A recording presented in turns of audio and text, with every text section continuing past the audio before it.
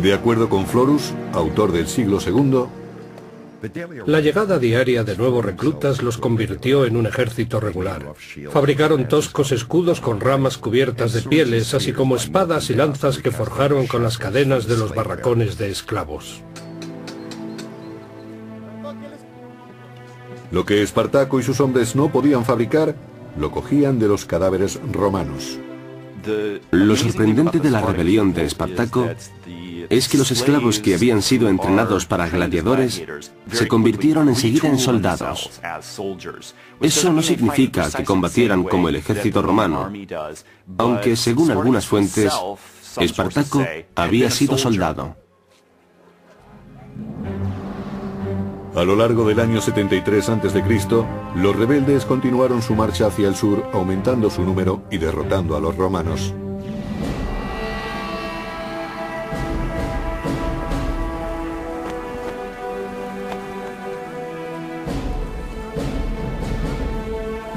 El Senado recurrió a otro magistrado para detenerlos, el pretor Publio Varinio.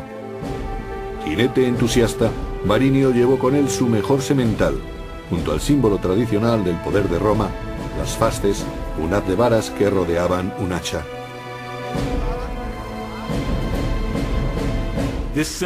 Era el símbolo del poder de los magistrados. Con él hacían cumplir la ley. Las varas para azotar a los culpados y el hacha para la pena capital. El hacha solo se ponía en las fasces cuando el pretor estaba en campaña fuera de Roma y sus tropas se regían por la ley marcial. Los símbolos no parecieron ayudar a Varinio. Los hombres de Espartaco ya habían derrotado a su adjunto al mando. No obstante, Varinio preparó a sus hombres para la siguiente batalla.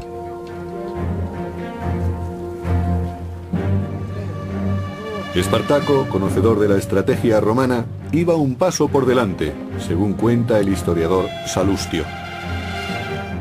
Para evitar un ataque sorpresa mientras asaltaban el campo, los rebeldes ponían cadáveres fuera del campamento. Así los romanos creían que había hombres montando guardia. Con estos señuelos era fácil atacar a los romanos, tomándolos completamente desprevenidos.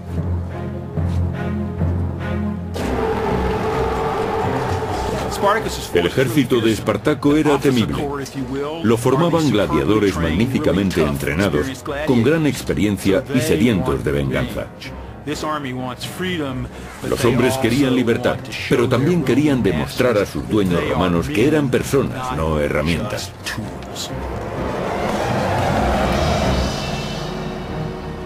Gracias a su ingenio, Espartaco consiguió otra victoria contra Varinio e hizo algunos prisioneros. El historiador Apio del segundo siglo recuerda la humillación de Roma. Los romanos no consideraban que fuera una guerra real, sino más bien incursiones y asaltos de bandidos. Sin embargo, esos bandidos derrotaban al ejército de Roma. Espartaco capturó el caballo de Varinio, quien estuvo muy cerca de ser prisionero de los gladiadores. La victoria fue todavía más dulce cuando Espartaco se apoderó de las fasces, el gran símbolo del poder de Roma. Cuando Espartaco sorprendió a Varinio en combate y capturó no solo su caballo mientras lo montaba, sino también las fasces, asestó un tremendo golpe a la credibilidad de Varinio y al poder de Roma que las fasces simbolizaban. Espartaco se convirtió en un personaje famoso y temido. Ahora dirigía a 70.000 rebeldes, pero surgieron diferencias entre él y su amigo Crixus.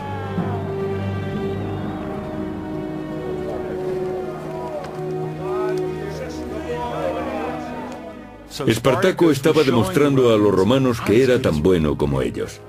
Había luchado en el ejército de Roma, sabía lo que era la libertad y valoraba por igual la vida y la muerte de todos los hombres, ya fueran libres o esclavos. A Crixus le consumía su deseo de venganza y no mostró ninguna piedad con los soldados romanos capturados, según relata el historiador Orosio del siglo V. Organizaban luchas entre gladiadores con los prisioneros que habían capturado. Antes ellos habían sido el espectáculo y ahora eran los espectadores.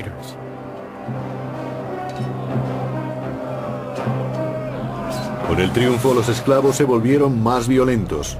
Crixus los espoleaba mientras Espartaco pedía orden. Su cohesión empezó a flaquear.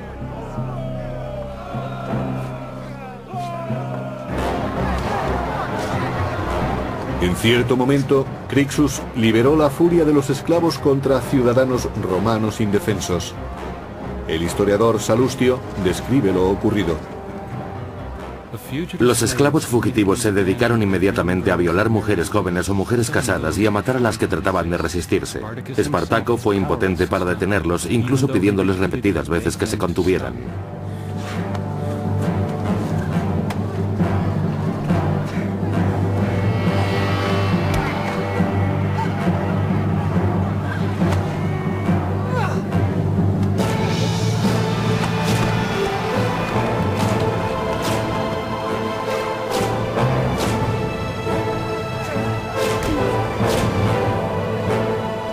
Los esclavos habían estado unidos contra Roma. Ahora empezaban a enfrentarse entre sí. Era el momento que los romanos estaban esperando. Sur de Italia, año 72 a.C. Espartaco y su ejército de rebeldes habían derrotado y humillado a los soldados romanos enviados a detenerlos. Pero su camarada Crixus quería imponer su autoridad. Se avecinaba un conflicto interno. En el improvisado campamento de los esclavos, Espartaco hacía planes para cruzar los Alpes, pero Crixus tenía otras ideas, según nos dice el historiador Salustio. Crixus y sus hombres querían ir directamente contra el enemigo para forzar una batalla frontal. Espartaco, por su parte, prefería actuar de otra manera. Crixus desafió abiertamente el liderazgo de su amigo. Algo interesante del levantamiento de Espartaco es que no parecía tener un plan preconcebido. Donde se encontrara le seguían millares de personas, pero ello implicaba ir de un lugar a otro para conseguir comida para todos. Impaciente, Crixus abandonó el campamento llevándose a un grupo de rebeldes. Espartaco se encontraba solo al mando de sus tropas.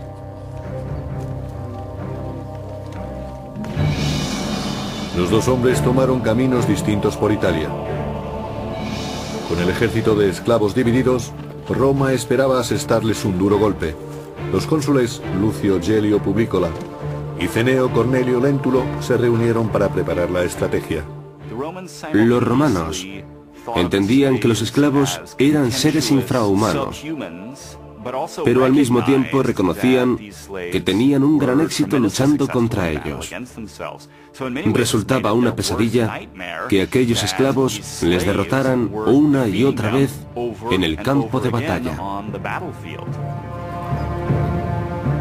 Aquella desordenada revuelta se convertía en una auténtica guerra, lo que exigía un plan de batalla.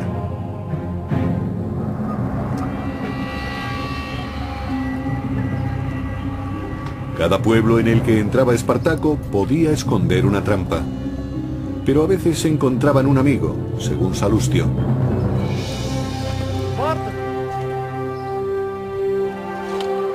Muchos esclavos de los pueblos por donde pasaban eran sus aliados naturales y le ofrecían objetos que sus dueños habían escondido.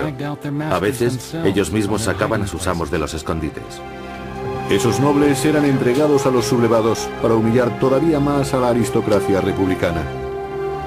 Los esclavos proporcionaban comida y armas a Espartaco y algunos se apuntaban a la causa. Pero Roma estaba tomando medidas urgentemente.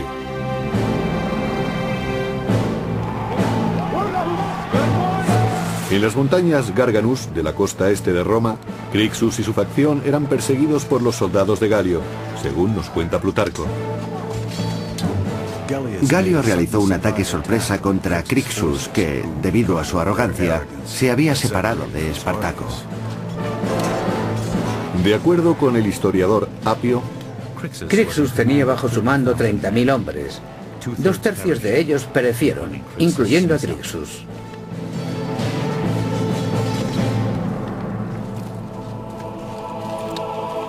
el ejército romano consiguió su primera gran victoria contra los rebeldes, pero su líder seguía libre.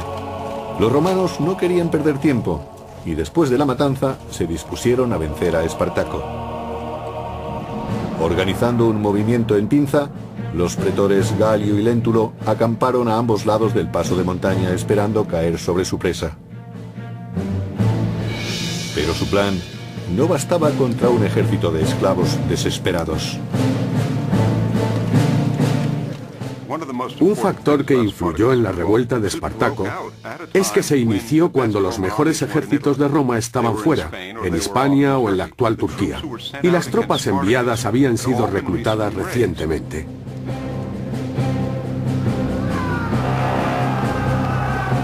Según el historiador Apio, Espartaco atacó y derrotó una legión tras otra. Los romanos se vieron forzados a escapar con un gran desorden en el campo de batalla.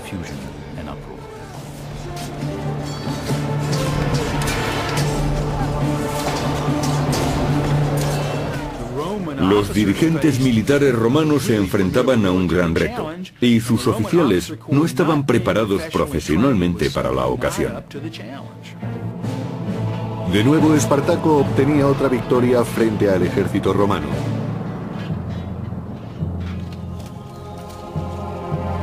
Pero no se conformó solo con el éxito. Espartaco quiso una sangrienta represalia por la muerte de Crixus y sacrificó 300 prisioneros romanos.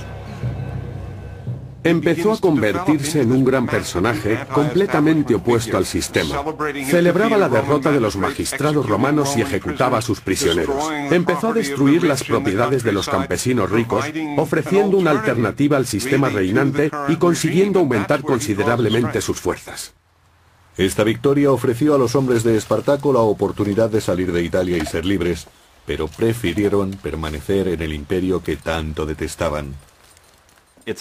No está muy claro por qué las fuerzas de Espartaco volvieron desde el norte de Italia. Sus éxitos les habían proporcionado mucha seguridad en sí mismos, y en lugar de marcharse querían volver a sus casas y establecerse donde habían tenido su vida antes del cautiverio. Por eso, eligieron seguir luchando. Se abrieron camino hasta la ciudad de Turí, donde asentaron su base de operaciones.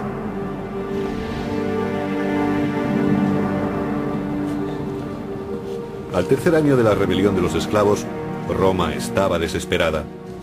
El Senado llamó a Marco Licinio Craso, un noble rico al que le gustaba la gloria tanto como el dinero.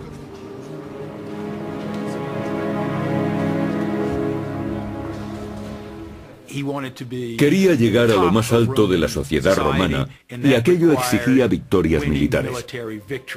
Por eso ansiaba derrotar a Espartaco. Creía que sería fácil, pues los esclavos, después de todo, no podían representar un grave peligro.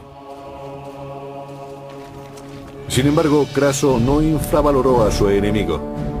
Partidario de una disciplina férrea, se tomó en serio su nombramiento para su gloria y por el bien de Roma.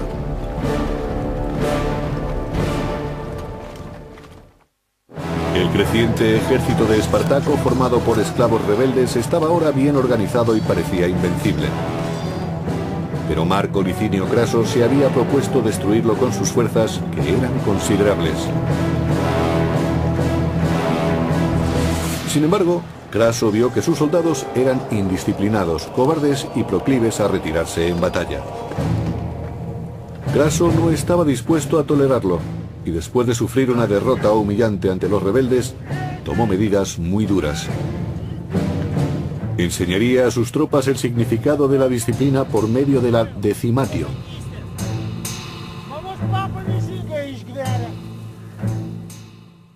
La decimatio era un terrible castigo por el que se elegía, al azar, 1 de cada 10 hombres.